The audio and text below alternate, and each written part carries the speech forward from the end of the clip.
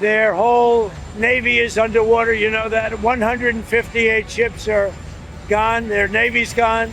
U.S. President Donald Trump, with a thumping chest, claims victory over Iran in a war that lasted over 2 months. For 6 brutal weeks, the United States unleashed its military might on Iran, claiming to have crippled Tehran's naval power. Warships sunk, frigates destroyed, an entire fleet pushed beneath the waves. According to U.S. Central Command, more than 150 Iranian vessels were wiped out, including some of its most advanced ships. By all appearances, Iran's navy was finished. Uncover the truth behind headlines, where opinions collide and answers surprise. Dive into the debates that matter most. Expect the unexpected in every conversation, from whispers to world affairs. What next? But here's the twist. Iran doesn't have one navy, it has 2. The first, the conventional fleet, also known as Artesh. Large warships, heavy firepower, a symbol of national prestige. This was the navy the U.S. targeted and largely destroyed. Analysts say up to 90% of it is gone.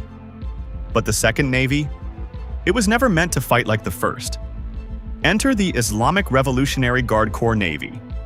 Smaller, faster, deadlier in ways that don't show up on radar. Swarming speedboats, explosive drones, sea mines hidden beneath dark waters. This is not a navy built for open ocean battles. It's built for chaos. And nowhere is that chaos more effective than the narrow, volatile waters of the Strait of Hormuz, a strip of sea just a few dozen kilometers wide, through which nearly a fifth of the world's oil must pass. Today, despite a ceasefire, that artery of global trade is barely breathing. Shipping traffic has collapsed. Oil prices are surging. Trump has said that U.S. Navy will initiate a blockade in Hormuz, ensuring safe navigation of ships. Their whole navy is underwater, you know that. 158 ships are gone, their navy's gone. But the strait is still under Iranian control, because control here isn't about battleships. It's about fear. The IRGC doesn't need to sink every vessel. It just needs to make the threat believable, and it has. A single mine can halt a tanker. A swarm of boats can overwhelm even the most advanced destroyer. Reports say Iran is now enforcing a permission system, forcing ships to coordinate, and even pay massive tolls to pass.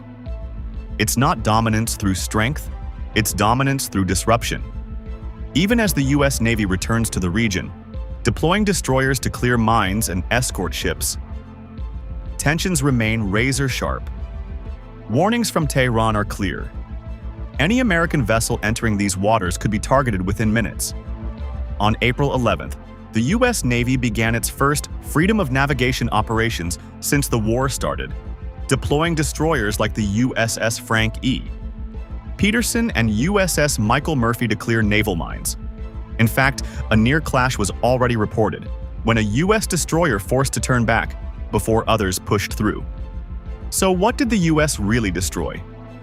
Not Iran's ability to fight, just one version of it.